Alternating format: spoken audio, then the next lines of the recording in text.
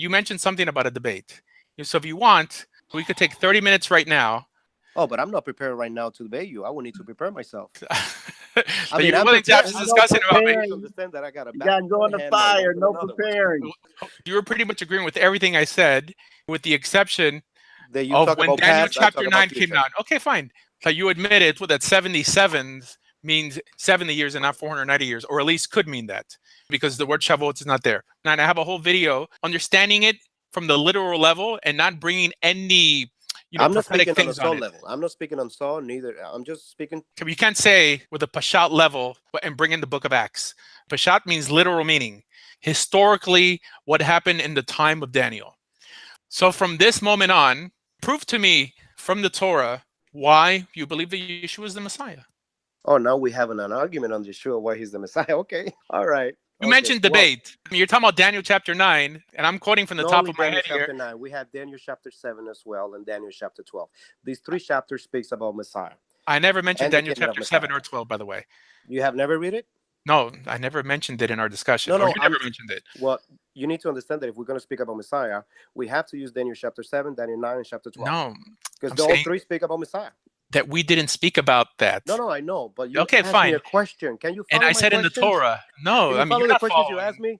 I You gotta said follow along Torah. with the question. I said the word Torah. Do you consider the book of Daniel part of the Torah? No. Okay, if we're gonna speak within a rabbinic mentality, yeah, the five books of Moshe, you could call them Torah, even though I disagree. The book of Devarim was actually wrote by Moshe. It was actually more by Ezra than anyone else. I would like to believe that the book of Deuteronomy was divided in three different times, and the first time we get to see it during the times of King Hoshea, the second time during the Babylonian captivity, and the third and last part of the book of Deuteronomy during the times of Ezra. And what happens is that anyone that reads the book of Moshe or repeats the Torah is as Mhm. Moses is speaking. So we could call it the book of. But again, what I'm trying to Okay, say is hold that on. A question to that. Wait, hold on. any word that You comes said a out of the lot of mouth of non the Creator. sequiturs here, but I'm going to I bring one of those sequiturs into the arena. You said whether you believe that with the end of the book of Deuteronomy that was written by Ezra. the last part of the book of Deuteronomy, there was chapters added by Ezra. For Okay, example, you have which chapters? for example, Deuteronomy chapter 17. That's one of the examples. Okay, hold on. What commandment in Torah or what statement in Torah tells you to await a Messiah other than Deuteronomy chapter 17? Well, there's two new commandments in the book of Deuteronomy that they were not mentioned neither in Shemot, Yikra, Wait. or Bamidbar. Yep. There's two commandments. You're not answering And my this, question. no, I'm not The book avoiding in because Deuteronomy. you started asking me a question, and then you asked me two questions within question. So you made a lot of non sequiturs how you don't hold that the book of Deuteronomy is completely inspired and part of it was written by Ezra. I asked you which part. You said Deuteronomy chapter 17, and I said that Deuteronomy chapter 17 is the only commandment used to say that we have a commandment to believe in a Messiah, because it's the only commandment that tells us to establish a king. So what other chapter in Torah tells us to establish a king with Deuteronomy chapter 17? Chapter 13. Okay. And these two commandments, listen to the... Read it. Listen, if you keep interrupting me, I can't finish my answer. Okay. Straw man argument. Well, Deuteronomy chapter 13 does not tell you to establish Chapter a king. 13 speaks about how to distinguish a Navi that comes from the Creator and one that is not. Okay.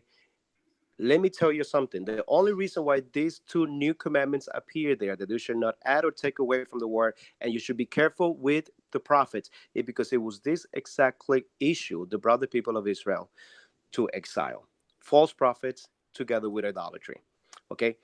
Prior in the book of Shemot, you never see any commandments related to false prophets. Neither you see any commandment related that says you should not add or take away. You don't see any of these two new commandments in the book of Shemot, Vayikra, or Numbers. You get to see in the book of Deuteronomy. And in the context, the historical context, the reason is because now the people that is coming back to the land, you see, in the book of Shemot, we have the people coming from Egypt to the promised land. In the book of Deuteronomy, we have chapters added because this is a new generation that is coming. I don't know what you're talking about. I asked you a specific question. Hold on 1 second. I asked you a specific question. Yes. Show the Messiah from Torah. You said, I accept 4 books. Part of the 5th book I don't accept. And I asked you which part don't you accept? I didn't say I didn't accept. As part of Torah. To listen to this after. I said that anyone as part of Torah. Hold on 1 second. Any word that comes out of the mouth of God, it's Torah. Any words that comes out of the Creator is Torah, because they're all instructions. Mm-hmm. Are we in agreement? Not any words. No.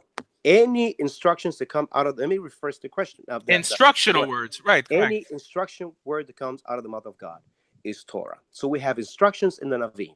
We have instructions in the Psalms, in the Proverbs. So any instruction that comes from the mouth of the Creator is Torah.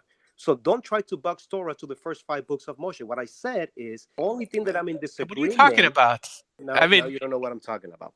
What I'm no, saying here I don't know is, what you're talking about. I well, mean, it's so if interesting you don't because this is understand exactly. where I'm going, we could just finish the argument then. I don't have a problem. What I'm trying to give you a clear answer. And I said from the very beginning that if you're talking, you said, prove to me through Torah. And I say, okay, Torah, because you said that for me to speak about prophets, that's not Torah. That's a ridiculous statement, because any instructions that comes out of the mouth of God is Torah, and you just agreed to it. And there's No, words that came out of the no. Hold on one So second. when the No, prophets that's not what speak I said. instructions to, but yes, you did say that. No. Okay, hold on. There's a Rewind it, distinction hear it to between it the again. prophecy. I said within Torah, within the 5 books of Moses, anything instructional from God is Torah. If something appears in the book of Enoch, like God speaking, I'm not going to consider that Torah. Okay, and the book of Enoch, in many No, I'm not cases, talking about carries. Jeremiah. Tell you. So you're talking about books canonized by the sages, by the judges, by Ezra and his court, and even later, because the prophets, as we have them today, weren't even completely canonized till the time of Rabbi Akiva. There's a big distinction between what appears in Torah and what appears in the prophets. But the simple fact that the Torah even tells you that you can Can you add find me the in the instructions in book the of Torah. Shemot where the commandments related to false prophets and the commandment that you should not add or take away is found in the book of Shemot, Numbers, or I Leviticus? believe in the Show me five where. books of Moses. I mean, I'm not even You arguing. see Huh? that now you debated the What? question. No. I asked you if, listen, in the book of Deuteronomy, there's 2 new commandments that is found, but it was not found in the early books of Moshe. Historically, it has been proved that the book of Deuteronomy couldn't be, it's impossible for Moses to write it, specifically in not the whole All right. So Pentateuch. name me those commands. I already told you, you should not No, add tell or me. take away. You should not add or take away Mm-hmm. from this word, okay? And Deuteronomy chapter 13, when it speaks about how to identify a false prophet. Do you see any of those commandments in the book of Shemot?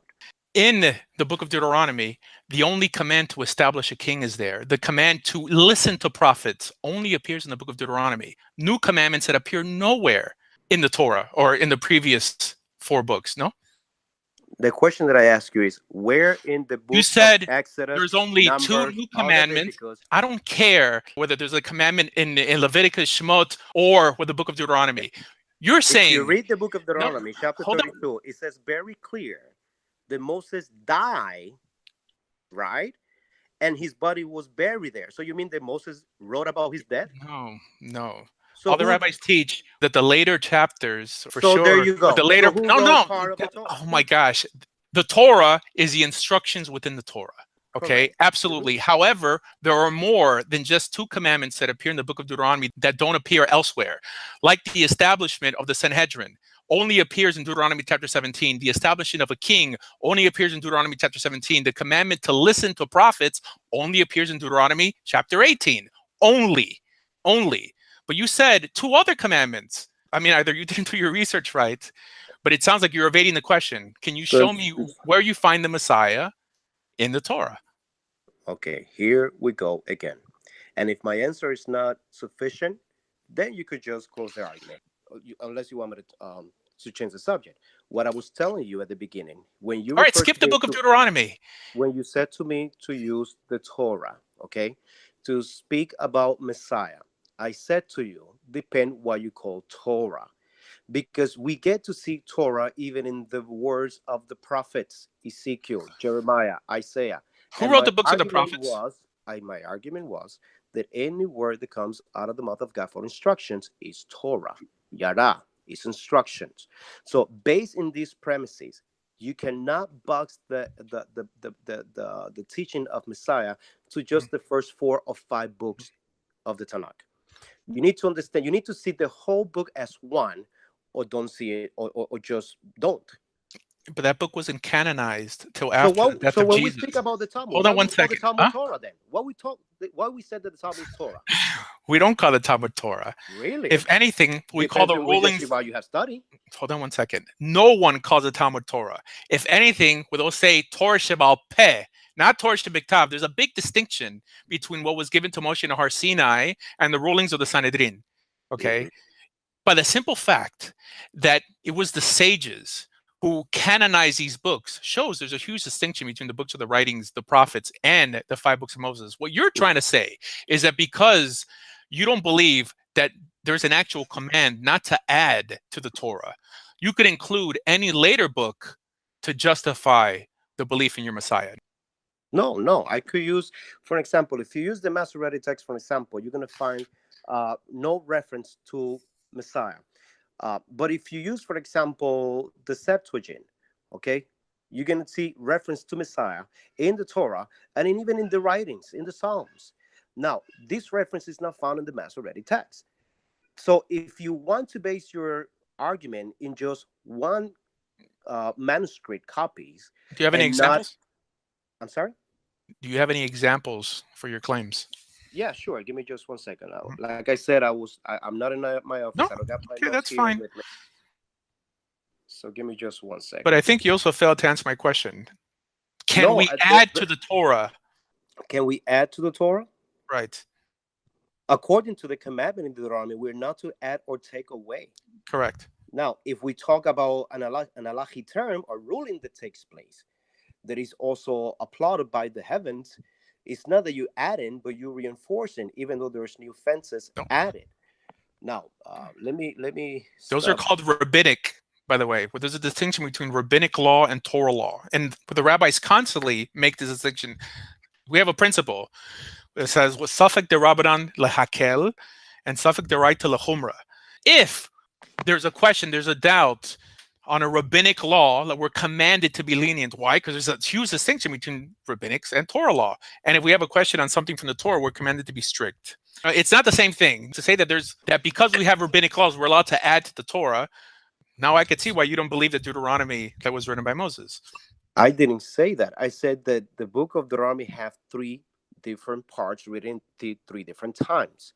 Okay, I do believe that there was parts of the book of Deuteronomy that it was repeated by Moshe, but there was parts that is common sense that it was not written by Moses. For example, when he write about his death, it doesn't make And the sense. rabbis agree with this. Hold on one second. The rabbis agree whether it was Yehoshua like who wrote the last few So prakim that's or what I'm saying. Psukim. So that's the reason why you can say that the whole book of the Deuteronomy was written by No, Moses. that's not what I said. I said the instructions. The instructions is not about his death.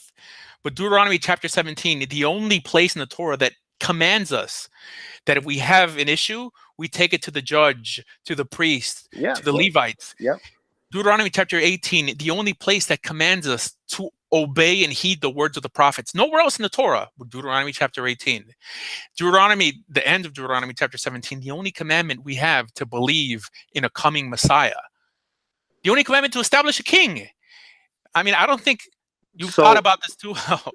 I didn't. I'm in agreement with you. I don't know why you're making a big deal of it. I just said that there's new commandments found, and using historical context, it makes sense why they're added there. Because if it was written by Moses, I mean by Ezra, it makes sense for him to speak about the Messiah. Now, the reason why I said these chapters were added, including chapter 13 of the book of Deuteronomy, how to identify a prophet, is because this is exactly what brought the people of Israel to exile: false prophets and idolatry. The job of not only Ezra but also the priest the priest during the times of Hilkiah and the priest during the times of Josiah, when the copies of the book of the law was found in the storerooms of the temple. Mm-hmm. You see, they would put it this way: even in the times of Ezra, when they read about the feast of Sukkot, the people of Israel didn't know what Sukkot was. They never hear about this, and that's the reason why they start lamenting and crying. Right. I mean, you're making this up as you go along. No. I'm just reading within the text of the book of Ezra that it says that when Ezra starts speaking about the feast of Sukkot, and it says the text, and they knew at that moment that they needed to celebrate Sukkot. They didn't know about this before. It didn't say that they didn't know about it. And in terms of the Sefer Torah they found, I mean, the idea is that it's one of the 13 Sefer Torah that was written by Moshe Rabbeinu. You're bringing a lot of these creative ideas in, but it's not in the literal text. The literal text, what part? What part is not in the literal text? The question that you asked me you're earlier. Building strawman arguments. All this is being recorded, by the way. I mean, the other stuff, I don't care about Daniel chapter 9. I mean, I have a whole video on it. So you could probably hear after and probably shoot me a text or a message. At least my apologies. You're right. I misunderstood when you asked. I hope you could do that. That would be awesome if you could also make it public as well. All right, so just tell me, where in the Torah does it justify Yeshua as the Messiah? Yeshua the Messiah. Why the Yeshua is the Messiah? Not only because it fits it fits perfectly with the 70 weeks that you disagree with, okay, towards the future of Daniel. Also because many of the prophecies that we get to see in the book of Isaiah and in the book of Psalms related to Messiah are fulfilled in Messiah Yeshua. The difference between me and many other colleagues in the same environment is that, however, even though I do believe that there was divinity in him, he was not the corporal body of Messiah. The body itself, it was not God. But the member that it was within him, it was God. And that's what moved him. That's what actually made him the perfect server of the Creator. Based in these premises, I do believe, because there is eyewitness. Obviously, you're not going to let me use the Brit Hadashah to speaks about the eyewitness that we have about Yeshua coming back to life. The evidence that we have for at least in 2 different occasions, there was over 500 people that saw him. So based in these premises, I do believe that Yeshua was the Messiah because he's the only one that fits within the book of Daniel chapter 7, the book of Daniel chapter 9, and the book of Daniel chapter 12. Based in these 3 chapters and the book of Psalms and the book of Isaiah. So again, you're including books outside of what's typically understood. I know that you don't understand like this. What's typically understood as the Torah, colloquially understood as the Torah. You're mentioning books that appeared much, much later on. Like, how we got the books of the prophets to begin with? Not in a canonized form. Like I said, in the Talmud, they're even arguing for Shir Hashirim, Kohelet, with Sefer Yeheskel to see if they could include it as books that were Mitamei Yadayim. But the only reason we even know books of the prophets is because during the time of the Maccabees, our oppressors outlawed the study of Torah. Yep. So the rabbis unleashed these books on the nation of Israel for them to study in lieu of Torah. In other words, Israel never had these books as floating around. Well, there's no halachas on how do you write one of these books. A lot of these books were written by memory. And they're not even in chronological order. And I'm in agreement. Fine. And that's not even the point why I believe that you hold on, my point. And my response to I'm responding. My response to you was to the premise of our disagreement. Because our premise, of course, we're going to disagree because I limit what's authoritative as instructional, as prescriptive to what Moses taught the people of Israel. Moses. Yeah. We believe that there's a different type of prophecy. You haven't answered my question. I have asked you questions that you have never been able to answer. I didn't notice. 20 minutes. Yes. Ask me. I'm sorry. The question that I ask you is because the problem here is that since the Torah of Moshe is the only authoritative guidance right now to use in halakhic terms, since these are the only books that we're allowed to use, right? According to what you're saying, it would be difficult for anyone to speak about Messiah Yeshua to be the Messiah for the simple fact that it's not found in the Torah. Great. And my argument is that is the Torah, according to what we know the word Torah is any instructions that come out of the mouth of the Creator, either through Moshe Rabbeinu or either through Elisha, Jeremiah, Isaiah, Ezekiel. Any instructions to come from the mouth of the Creator is instructions, is Torah. Based on that premise is that I said, this is why I believe that Yeshua is the Messiah. Okay. All right. So, even though the book of Deuteronomy chapter 18, as you mentioned, speaks about Amalek, and even though also speaks 17. about... Okay. Right. Yeah. 18 speaks about a prophet. Well, the prophets, yeah. Now, the prophets, they really don't give instructions.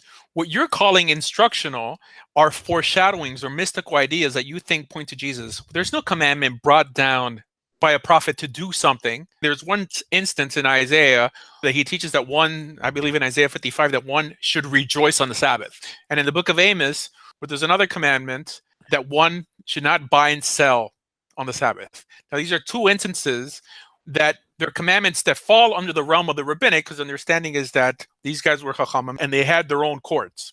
But in terms of instructional, what you're saying points to a belief in Yeshua the Messiah. There's nothing instructional that the prophets are commanding you to believe. You're using what's called hyperbole, symbolism, poetry to paint the picture of your Messiah, but it's not literally there.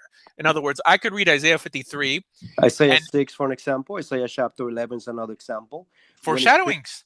It's all foreshadowings. Well, I mean, first of all, if, I mean, someone wants to claim that's their Messiah, it's not in particular speaking about Yeshua himself. It could be talking about Shabtai Tzvi. It could be talking about Jacob Frank. There's no commandment to believe in Yeshua as the Messiah. And as a matter of fact, like you said, that there's no commandments in the first 4 or 5 books to believe in a Messiah in general, which is why you have to include books that were even canonized past the death of Jesus to paint the picture of Jesus himself. In other words, when Jesus was proclaiming himself to be the Messiah, not everyone took the book of Psalms like divinely inspired texts, like the Karaites do nowadays. Karaites also make no distinction between the book of Amos, the book of Ezekiel, and the book of Shemot to the book of Bereshit. But there's a huge distinction because that's all Israel had. Israel only had the 5 books of Moses, and the books of the prophets are only there to give you a detailed account of the life and times of the prophets and how God acted with Israel at that time. In other words, post everything that took place in those books are only historical to us. That's it. They're there to paint a picture of how God acted throughout history. Let me ask you a question. Even though the first question that I asked you haven't answered it. The second question I'm going to ask you. I did answer the question. I mean, answer, please. No. I mean, ask it again. The first, what I made earlier was a statement. It was not a question. The question that I asked you earlier is why you can see the commandments in the book of Deuteronomy that you mentioned in the book of Shemot. Why they're not there? Because the book of Deuteronomy is not only a repetition of the law. Like I said, I mentioned specifically three of one of the most important commandments in Torah in the book of Deuteronomy that don't appear elsewhere, which show that the book of Deuteronomy, although it's known as the repetition of the law, has new laws within it. And if you don't want to accept it, well, then you can accept the authority of the Sanhedrin or the authority. The second law. Huh? It's also known as the second law. No. Not these extra commandments. The repetition, right? It's called Mishneh Torah because it's the repetition of the law. However, there are new commandments in the book of Deuteronomy that don't appear in other books. Would you agree with this? So that's the reason why I'm saying that using that thinking that there's new commandment within the historical context is because the people were coming out of captivity, and these new commandments or these new halakot have to be established. So that's what you believe. Into exile again. And that's what I believe, and that's your theory. Okay, I disagree with that theory. Okay, so exclude. Well, I mean, by the simple fact that you weren't aware on the 3 most important commandments in Judaism: the office of the judge, the office of the prophet, and the office of the king, which only appears at the end of Deuteronomy. I don't think it's such a great theory. Then no, listen. I'm going to tell you why. Because in the beginning, when the people of Israel left out of Egypt, they didn't have no human king. The only king that they have, it was the creator. It wasn't until the times of Samuel that the people start asking for kings. So this is why it makes perfect sense for the laws related to kings in the book of Deuteronomy together with the judges in the same chapter 17 is to protect the people from doing the same mistake that they did before when they decided to have kings. Within historical context, we know that Israel did not have a king but judges in the times of Joshua, in the times of Moses. Okay, it wasn't into the times of Shaul that we get to see a king, because the people asked for it. But that was not God's intentions. I agree. People asked, and based on this, that's the reason why now we get to see in the book of Deuteronomy these new laws about kings. Because again, this is commandment for people that is coming back to the land. That's not what it says in Deuteronomy chapter 17. It says that if you want to do it or when you want to do it, there's no commandment to have a king. It's called the reshus, like an allowance. There's no commandment for Israel to have a king, which is why we have Shmuel tell Israel, you don't want a king. Let's call it the recommendation. The recommendation. If you're going, it's not a it's not a recommendation. To recommend you to do this. Right. Why? Of their history. So there's no command to establish. You cannot interpret the Torah without the historical context that goes with it. In the historical context, the people of Israel left Babylon, is coming back to the land, and now they need to be careful to do things right this time because they already know what happened before. Based on these premises, this is why we get to see these new mitzvot that are added to the Torah. This is why. Now, if you want to say I that the don't. book of Deuteronomy, you first again, I respect you a lot. I've been following you for some time already, but I have noticed also that there's things that you claim. You're getting off topic. If you want, we could start a new topic. No. It's things that you said about the Torah that for me academically doesn't make any sense. For example, Okay. when you said that the book of Deuteronomy was written by Moshe, No, you hold agree on, that hold on. So we're dealing with religion here. You're saying that academically, you're talking about as a secular academic is one thing. Now, the vast majority of things that occur in the books that I consider Torah, I believe in faith. The vast majority of anything we believe in this religion, we believe in faith. anything that you study with faith, you still need academia to learn from it. All you have is going to read and believe. All right, you're just going to read and believe. trust me. You're not gonna. You're just repeating what atheists, the authors of the Anchor Bible, Hebrew Union College, and all these people. So the book of Deuteronomy was hold on by one Moses. second. Yes? No. Even the rabbis of the Talmud, who believe that God gave over all the instructions in the Torah, teach that the last Pesukim in Deuteronomy was authored by Joshua. I mean, this does not in any way negate the book of Deuteronomy. We can agree that within the 30 plus chapters of the book of Deuteronomy, no, all of them were written by Moses. No, that's not what I'm saying. For no, sure. I'm asking you a question. I just said that the last ones, the ones of his death, I don't believe were written by Moses. I said the Torah, the instructional portions.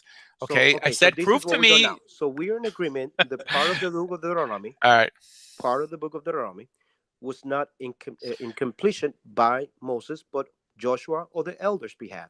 So no, now, that's not what I said. I said just the part of his death, not anything instructional. The part of his death. The part of his death. Okay. So that's nothing instructional. I said where in the Torah. Even though there's nothing instructional, it is in the book of Deuteronomy. What? Even if it's not instructional, it's found in the book of Deuteronomy. If you follow my lectures, hold on one second. You're getting off topic because I think that you don't want to acknowledge on air that there's no way to justify the belief in Yeshua in the Torah or in the instructional portion. I already know that you don't believe in Yeshua as a Messiah, and I'm okay with that. That's not a problem. It's not to convince me; it's to convince the people listening. No. Okay. Have you ever? I teach in my videos. Wait. I gotta rephrase that, Colombia. Listen. The first thing I'm going to tell you, you were the one who started with the question about why do you believe Yeshua is the Messiah? You were the one who came with that question, not me. That's not what I said. That's not what I said. Listen to the recording before editing. I said, where in the Torah? You started the question. I'm not here to convince anyone that Yeshua is the Messiah. You can believe whoever you want to be the Messiah. I don't believe in conversions either, okay? That's not the argument why I'm here. The only reason why I'm here, because you asked me a question earlier when we started this segment, the one that is recorded. You asked me directly, why you believe that Yeshua is the Messiah. Based on your question, I give you my answers. I mentioned the Torah. Didn't I tell you, where in the Torah do you find that it justifies the idea of Yeshua being the Messiah?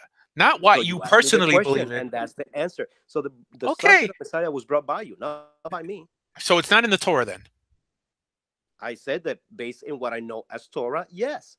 No. You call Torah is not. I'm sorry. According to what I consider Torah, is there any justification to believe that Yeshua is the Messiah? Yes, using Deuteronomy 13, Deuteronomy 17, my Deuteronomy gosh. 18. I could use that. So there's no command to even believe in a Messiah in what I consider Torah. Well, yes, to the prophet that he was going to raise within his people, you are to listen to him. Of course, that's a commandment. So Deuteronomy chapter 18, which you're quoting, says that when Israel begins to emulate the nations they displace, God will raise up for them a prophet. And then it says that a prophet that speaks not what I command him, i.e., suddenly it went from the singular to the plural, i.e., this is the commandment to listen to prophets stam in general, not a Messiah. And if it's not, what other commandment do we have to listen to prophets in what I consider the Torah? What other commandments do we have? Deuteronomy 13 to know how to listen to prophets. No. Deuteronomy 13 to heed the prophet. It says don't follow false prophets. There's no commandment to listen to a prophet, but Deuteronomy chapter 18. The only way you can identify someone as a false prophet, right? How can you identify if someone is a false prophet? Based on what? In the guidelines that you see in Deuteronomy 13. If he leads you astray to worship other idols. So that's a commandment. Where's the commandment to listen to a prophet? It clearly says when you begin to emulate to the prophets and you should prosper. That's one of them. Where? You continue to debate the subject. You continue to debate the subject. I haven't evaded anything. I'm just asking you, where outside of Deuteronomy chapter 18 are we commanded to listen to any prophet? Not only to listen, but also to identify them. But in order for you to No, but identify, it you doesn't have to say listen to listen. them. Okay. All right. So why is it that throughout the history of the prophets only arise when Israel is doing something wrong, when they're about either to go into exile or they need some heavenly guidance for God to step in? In other words, it's not to follow some Messiah, but Jeremiah appears, Isaiah appears to in some way guide Israel, like it says in Deuteronomy chapter 18, that when Israel begins to go astray, God will raise up for them a prophet, i.e. Yeah. prophetic intervention. That's the commandment. You have to listen to them. If Deuteronomy chapter 18 is not talking about prophets in general, then we have So no you commandment believe? to listen to any prophet. So this is why in the first century we get to see Messiah Yeshua, not only as Messiah but also as prophet, to guide people back to the Father. Because you Oh, that's know a well different that in the thing. first century, That's a what different we thing. have for religions and priests, it was a total corruption. So it is in the moment of crisis, yes, that we get to see prophets, and also it's in the moment of the crisis, according to the book of Daniel, the I have Mashiach no is going to problem with show that up. interpretation. If Yeah. you believe that Yeshua is a prophet, is one thing. To say that he's the heavenly sent Messiah is another thing. Okay, prophet, anyone could be a prophet. Okay, I mean, there's even prophecy today according to the Rambam. By the way, and a clarification, Yeshua never claimed himself to be Messiah. The people did call him Messiah. I don't know how that helps your argument, but sure, Well, go ahead. if you read the Gospels and if you read the book of Acts, he never identified himself as Messiah because he knew that once you identify yourself as the Messiah, you disqualify yourself. All right, and John But the in fact, Baptist also said that he wasn't Elijah when Yeshua said he was. All right, I mean, no, there are many things that don't make sense in the New Testament. no, Messiah, no prophet, Messiah. It was Cephas the one who identified him as Messiah. Okay, and it was people from within the Sanhedrin, that identify him as the Messiah too. So I mean, that's if you take the text of the New Testament literal or as historical. I mean, assuming that Nicodemus may have said in the Sanhedrin. I don't think that's verifiable, especially with a name like Nicodemus. But fine. all right. All right, next question. Does what I consider the Torah, someone who doesn't believe or fails to accept Yeshua as their Lord and Savior, will the Almighty in some way hold that against them if they still keep commandments? So you said at the beginning, and I was hearing you when you said, Torah is not to save anyone. Torah doesn't save anyone. Torah has to do with the blessings that you get here on this earth. Right. Right? That I'm Well, in agreement. hold on. You said that. You said that. I did say that. You But said just Torah doesn't save anyone, and I'm in agreement with you. Torah is not meant to save. So there's one statement, but there's a little obscure in terms of being written in a book, whatever that means. Yeah, but go ahead. okay, the Torah of Moshe is not made to save people. It's made for those that are actually considered to be saved. And now, save people from something to something. That's my point. And I believe that believing in Yeshua will give you the promise of the Olam Haba. Now, the obedience of the Torah, it gives you blessings within this realm here. Mm-hmm. Now, if you disobey the Torah and you have faith in Messiah Yeshua, okay, Wait, hold on. There's a thin line here. I never said the word saved, by the way. I said pleased by the Almighty, or God will hold it against them. If he doesn't believe in Messiah, Yeshua? Right. According to my understanding of what I have learned in Scripture, yes, because you are to listen to the prophet. Mm-hmm. Okay. Since you are in rebellion to the prophet, now let me because this is going to bring us to another point. Mm-hmm. Wait. Hold on. I mean, just let me respond completely. You asked me a question. I didn't ask you anything. You made a bunch of statements that I have to respond to because they're really straw man arguments in terms of only because it commands you to listen to a prophet.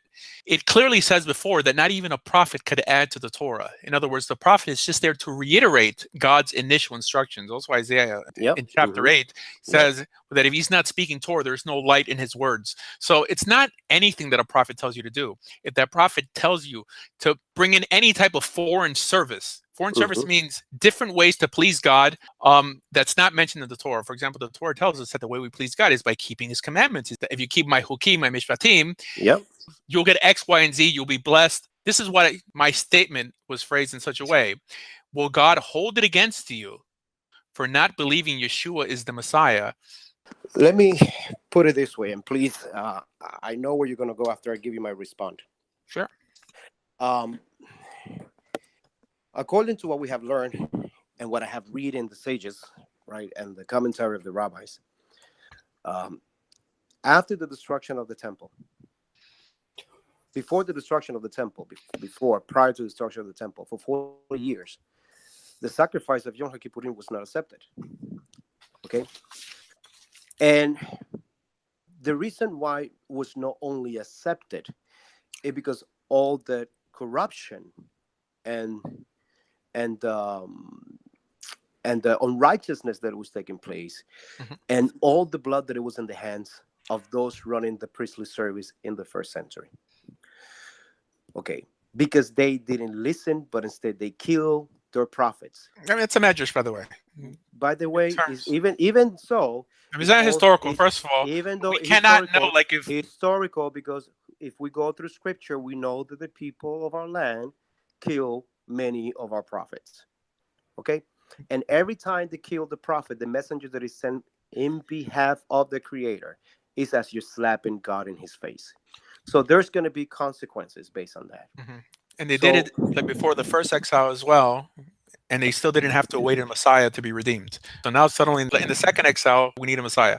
The notion that the Yom Kippur offering or sacrifice wasn't accepted is a medrash saying that only till the death of Shimon the Tzaddik, the white thread that hung from the temple ceased the to lot turn never white. fall on the right hand. The doors will Right. open automatically. So the point All here is that midrashim, all midrashim. that's The Torah fine. doesn't require any of these That's things, by the fine. way. What The I'm Torah trying to doesn't say is that require any of these things as a sign that God accepts your atonement. One sign that he doesn't accept what your atonement, which I agree with you on, is that they were exiled. That is the only sign given in Torah of God's dissatisfaction. this is what Yeshua said to those in the first century. Jerusalem, Jerusalem, you who kill the prophets and those that they have been sent before you. How many times I tried to gather you as a chick holds his little chicks under their wings, but you didn't want to listen. This is why your house will be desolated. Now, you need to understand that when Yeshua used those terms, this is prior to his crucifixion. The words that he used is basically the consequences of not listening to the prophet. If you read Ezekiel chapter 33, when the Bible speaks about the job of the prophet to announce the warning of the danger that is coming, if they didn't listen, they were going to get devastated, but at least he will clean his hands. Just as Yeshua spoke in the name of the Father, he spoke in the name of the Father. And because they didn't listen, there was a lot of things that took place after. Okay, and not because of the Jewish people. Let me correct that, because thousands of Jewish people follow Yeshua in the first century. Okay, Okay. thousands of them. Okay, The what was his problem is message, by that the way? the leadership at the time, they were the one who wanted Yeshua dead because Hold on one thousands second. of people follow him. If you're saying he being that prophet, he had a message that they didn't listen to. Correct. Yeah. Not everyone, because I make that point earlier. There were thousands of Jews that follow Yeshua. What was that Thousands of them. message? Restoration, restoring men back to the Creator. The message of Yeshua was teshuvah. It was all about repentance.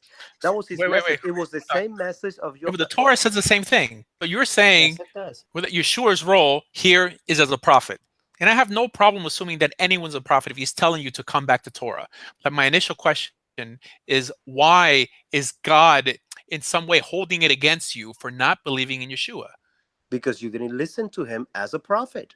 But you're saying that his message was only to make people do teshuvah, not anoint him as king and savior.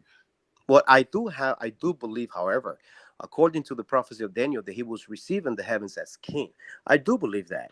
You may But believe it in faith, but does Torah hold that against you, or God hold that against you according to Torah? when you decide to reject the message that is coming from God, that is going to hold you accountable. Yeshua said one and many other times that he's the only way. And when he says, I am the only way, he's not referring to him as a person, he's referring to his message. The message that he was bringing, it was a message that it was creating chaos in the leadership. Again, I don't believe in the New Testament. I understand. That's in irrelevant Torah. if you believe or not. Okay, What I'm trying to use is that why, according to the New Testament record, okay, we get to see why God hold accountable the people who reject them. And not only the Jewish people, anyone who rejects the message that he has for you. And the message that he has for you is about bringing you back to the Creator. Why are you not going to accept that message? Why not? Why not connecting back to the Torah? Why not obeying his commandments? I mean, because who said it one and many other times? All right, hold on. But this is more of a philosophical argument right now. In terms of what appears in the actual text. That we're putting theology aside. We're using text. Yeah, if but you I never believe said that Yeshua, him as a person No, is God. fine. So I that's understand not that. what I said earlier. All right, so I have no problem with Yeshua trying to bring corrupt Israel of his time back to Torah. That I have no issue with. But that's not what Nazarene didn't he just Judaism. say to go through? You have to have Jesus in order to. No, I didn't say that. Yes, you did. And right there, God said, "I am the only one who saves." Period. Excuse me. Just the fact that you're taking my words out of context, because I said it, not him as a person. All right, hold on. His message. All right. His okay. message. Fine. No, I did say that. I just want to make that clarified. Okay. Every time there's an accusation, I expect restitution. Just as I will do the same thing. If you accuse me that I said what you said. I know what you said.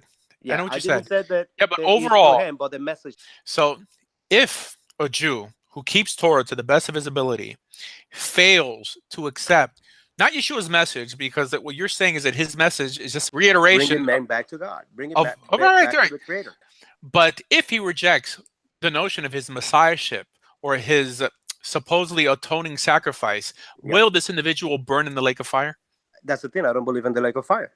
There's no such thing in the Brit Hadashah, neither in the Tanakh that speaks about everlasting torment. That corrupts No. Wait, hold on. In the book of Revelation, it clearly mentions the lake of fire. Yes, I didn't say hell. I didn't say hell. I didn't say everlasting torment. I said lake of fire. I never said. Revelation chapter 22. I never said eternal. I said lake of fire. No. I said that the scripture never speaks about everlasting torment. I never said everlasting. According to the book of Revelation. I said lake of fire. Do you believe that people who do not believe that Yeshua is the Messiah go to the lake of fire? Right. I'm going to answer your question. Okay, that's it. The lake of fire was created for Hasatan. What we understand, we as an assembly and 7 other assemblies here nationwide, is that the Hasatan is the evil inclination of men that is consumed in the lake of fire, not people itself. It even says that Hades itself gets tossed into the lake of fire. Hades is not even a word that appears in the New Testament. What do you mean? It appears in the Greek. In the Greek, the terminology that is used is within the context of where Yeshua is located when the word Hades is used. Well, I mean, you believe that the book of Revelation was written in Hebrew. I mean, I believe it was written in Greek. No. But, oh my God. Wait, hold on. You're getting stuck on semantics. I said... I can't. Because right now, you said, listen to your question. You asked me if I believe that anyone that rejects the message of Messiah is going to go to the lake of fire. I said, what goes to the lake of fire is the evil inclination of man, not man itself.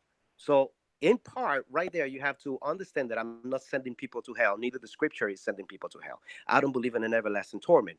Why?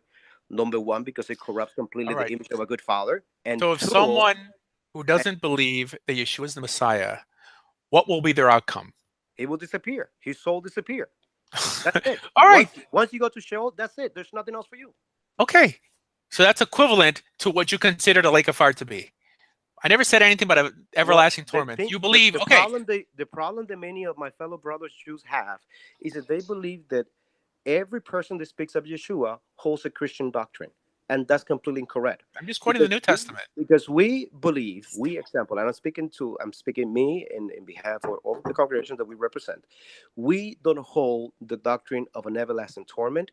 We don't hold the doctrine that the man is going to be tormented. Okay. I never mentioned any of those things. The Christian do, but if anyone decides to reject the message that is coming from Yeshua, I think you answered my question. He won't be able to have part in the Olam Haba. He won't be able to have part. He will just stop from existing at the moment of his death. Fine. Where's that in Torah? No, it's not in the Torah. I mean, where? It's not in the Torah at all. What are you asking me? What is in the Torah? I said so much things. What is it? Where's that in Torah? Where that someone will perish, will vanish. Where's that in Torah? Okay, the soul, the sinner, that one should perish. Right. And I mean, it's an earthly perish. Hold on one here second. I put before you life and death. Choose life.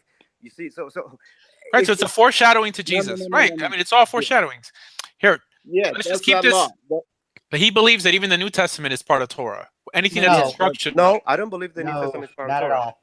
I didn't It's say corrupted. that. If you want to say that, just like the Masoretic texts are corrupted. So I don't know what you're talking. What I'm saying. Wait. Hold on. Okay, you said anything instructional. You said anything instructional coming from God is Torah. Correct. Yes. Right? And All what right. we have in the New Testament, you know what it's called? We don't even call it the New Testament. You know what we have in the New Testament? Wait. It's nothing but a answer the midrashim. question. It's a Hold on. midrash. It's All a right, midrash of first century apostles, shaliyah, rabbis. That's it. All right, so you're building your whole eternity off of Medrash. No, I'm basing my eternity based in Daniel, based in Isaiah, based in Jeremiah. That's where I hold my based in the promise that God gave to his people through the prophets. You wouldn't know anything about Yeshua if it wasn't because of the New Testament. Correct? If I would know anything about Yeshua, right. Because of the Brit, yes, anything you're about right. the narrative and this and that. So you're basing I will know your relationship with God and your eternity off of Medrash. Of a Medrash. I just based in the promise that God gave to the prophets. You want to call that a Medrash?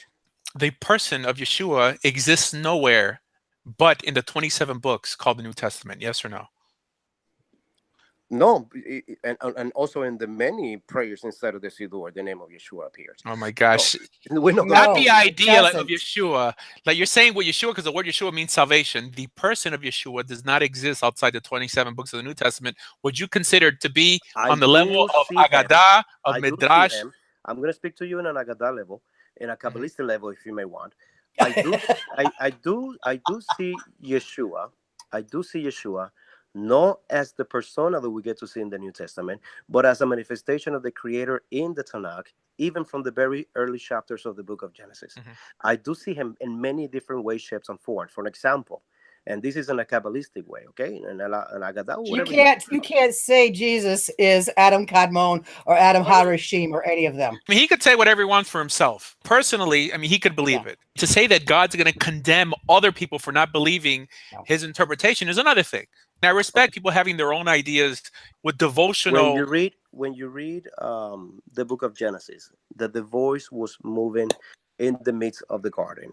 Okay, if I want to speak on a soul level, I could identify that voice as the memra. Okay, as the memra. In fact, when you look at the rabbis, what they have to say about the memra, they have to say only one thing: he is the representative of God. He is not God, but he's respected as God. Right, it's more midrashim, right? Yes, so you're building. So based in that, okay, we get to see his manifestation in many other shapes. The only problem here is that we don't get to see a full manifestation. I mean, I hear what you're saying, but you're preaching now. Like instead of answering questions. I answered your question. You asked me where I see him in the If it wasn't, I'm telling you. No, if it wasn't, you asked me if I could see on the back side, maybe. I'm speaking in general. In other words, there's nowhere in Torah that literally is not even a serious debate, because a serious debate will have a moderator, and for what I see here, there's a lot of moderators, and I don't do debates with moderators, by the way. I hate debates with moderators, just because people could get off a lot of ideas and are never checked. But at least you will have time to speak and answer your questions. That's what I'm okay. I mean, I participate in many of them. And the only reason why I accept your challenge, if you want to call it challenge or debates, because I said I would love to invite you over to have a public debate, because this is not even a debate, to be honest. At a debate, we get to say a lot and no one says anything at the end. I don't do moderated debates, and I apologize for people interrupting. But just let them talk. My point is that you are basing your whole notion of your Messiah and the belief in him off of Midrashim. And by the simple fact that you said that the New Testament is on the level of a Medrash, Agadah, while the Torah just tells you to keep commandments to please God. Because of a Medrash, you've inputted into the Torah that it's not enough to keep commandments now, so you have to accept an atoning sacrifice in your behalf in order to please God. That's my point.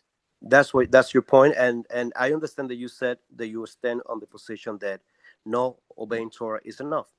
I do believe, however, and this is my interpretation, my midrash, if you want to call it, based on what I have studied, that the Torah itself cannot save anyone. The Torah is, and it has to do with the blessings that you will receive on this earth. I never said the What word we save. what we do I with said, the please Torah. the Almighty. That will You the didn't say Almighty that. You're hold it You blessed against. didn't in say it this now, Rabbi, world. but you You are did say it earlier. doomed in the You said it afterlife. earlier. In the afterlife. What I'm trying to say here is that the Torah itself, it has to do with the blessings that you receive on this earth. The promise about the Olam Haba, it has to do with reconciliation to the Father through the message that Yeshua brought to us. The Right. message that he brought to us, it was a message of repentance, coming back to the Father, coming back and understanding, like the sister was mentioning, there's only one God, Him, the creator of heavens and earth. I'm But very the familiar problem with the New here, Oh, wait a Testament. minute. the problem that Are we you have talking about the Hebrews that believe in Jesus? Hebrews, the believe in No, no, Jesus. no. Well, it's called to call a Jew a Hebrew today, by the way. That's not what I'm trying to say. He's a Messianic Jew or a Nazarene Jew. I mean, I'm not sure like how you identify yourself. I mean, I'm not trying to disrespect you or anything. Yeah. I want you to acknowledge that the notion of Olam Haba is not anywhere in Tanakh, what you consider Torah.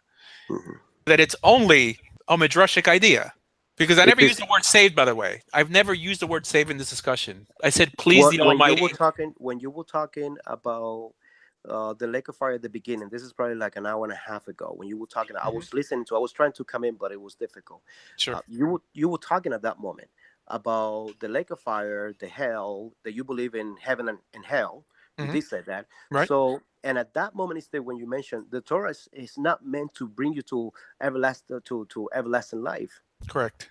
That's what you said. But That's what Torah we and Tanakh in general. That's what we understand as being saved from No. the wrath, from the That's what everlasting Christians death. understand to be saved. According No. to Tanakh, any notion of salvation refers to an earthly salvation. Any notion of Sheol, the pit of everlasting disgrace, means death, not being able to enjoy this life, because everything that's dead wants to live. Now, Kabbalistic Judaism, Gnosticism, including Christianity, introduced the notion of being saved from a place of torment or being rewarded up in the sky somewhere. This for sure is not in Tanakh, what you consider Torah. So being that all these ideas are outside of what you consider Torah, why do you consider that as the basis of your religion? That's what I was telling you earlier. I don't believe in everlasting torment. If you decide to disobey the Torah. Yeah, but you believe in everlasting life. Yes, of course. I mean, All right. You don't believe in So the resurrection? Do you believe in the resurrection?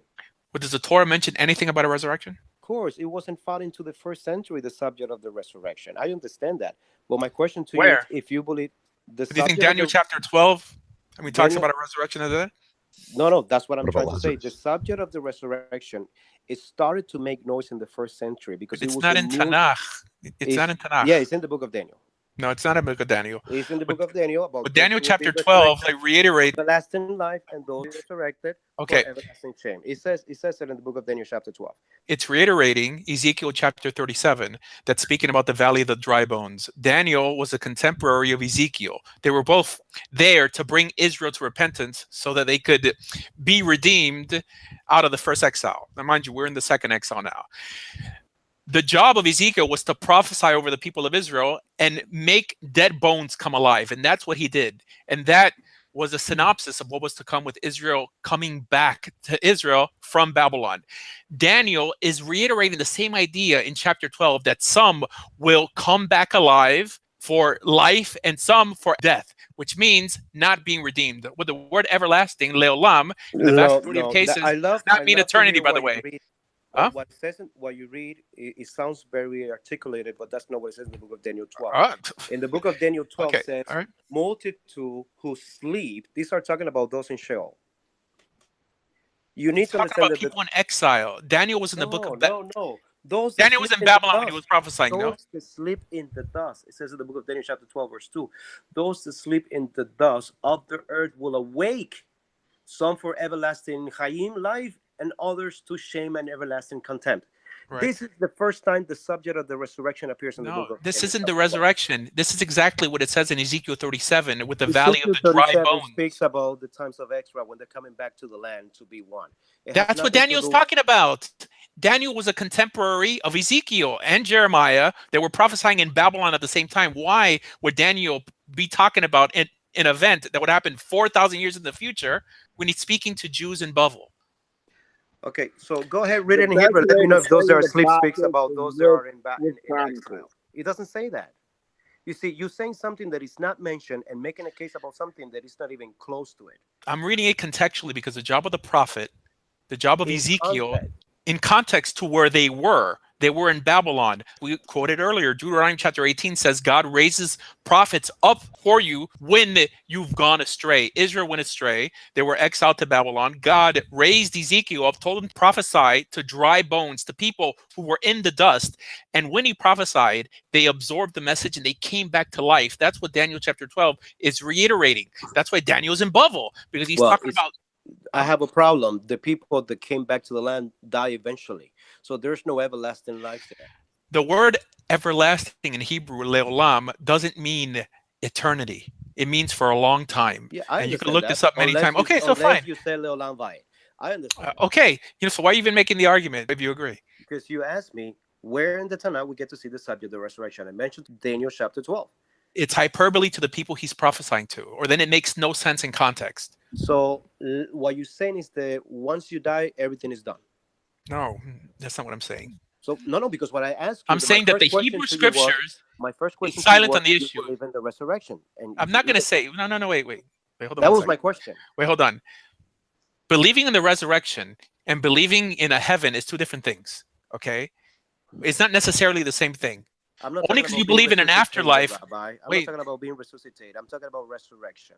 Resurrection is always understood as a carnal resurrection, no? Even Maimonides understood the subject of the resurrection. He said that those who come back to life will last up to 100 years. After that, they will be Right, and they'll die for again. eternity. What do you mean? The Rambam believes that those who participate in Techiyat HaMeitim will eventually die again. Probably thinking of the Ramban. But anyways, No, I'm talking any about notion, Maimonides.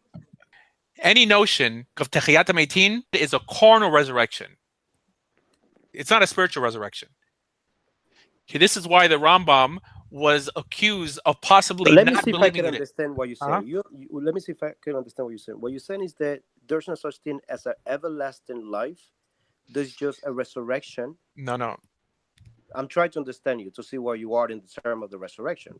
Tanakh itself doesn't mention the notion of the resurrection. This is a rabbinic idea, an agadic idea, midrashic idea. Okay, so because it doesn't mention it, what is your take in it? No. That's what I'm trying to ask. Okay, but that only the Torah has the authority to introduce metaphysical ideas. The rabbis don't have that authority. I understand that the rabbis accept this, and they accept many other silly ideas that the Torah doesn't accept that are metaphysical. But you're not commanded to believe in these ideas, even the Rambam including it in the 13 principles, right? I mean, the Rambam was in a Tana. The rabbis are just there to institute legal issues, practical things. How do you keep Shabbat? How do you keep Yom Kippur? Not to calculate when the Messiah is coming, not to introduce a notion that the dead will rise. Now, I personally believe in a heaven and a hell, but I'm not going to say that the Torah teaches and quote my idea, which is what you're saying. So where those that died go after? I don't know. I don't know. You don't know. Okay. I mean, the Torah doesn't say it. For sure, I mean, Sheol, because Sheol is the grave. So but if the Torah doesn't say it, that's where the mess. If the Torah doesn't say it, we shouldn't assume it. Okay. Like you said, it's based in faith, right? You said that earlier. I'm saying, apart from religion, and hell if it's a personal belief, but it has nothing to do with my faith in Torah or in God.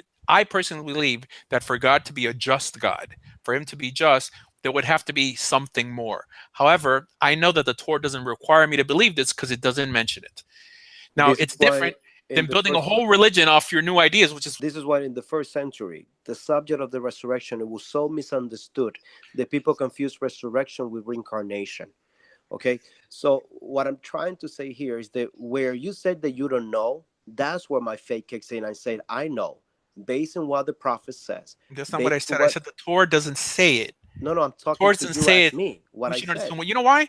Because I guess the later portions of Deuteronomy that you believe were not written by Moses but Ezra teaches in Deuteronomy 29:29 that the secret things, anything that has to do with the metaphysical, is for God, and only what's revealed is for us and our children to do. So, Rabbi, if God forbid something happened to anyone that is close to us, you don't be able to tell that family where that person is at the moment. Nope. According to the Torah, I'll reiterate what Torah states. And Torah says that please the Almighty by keeping his commandments. We're in his good graces. He rejoices with Israel because they keep his commandments. That's all we know. And when we don't keep his commandments, we anger God. Yeah, that's it. So that was the mentality of the first century. The one, but that's what the Torah says.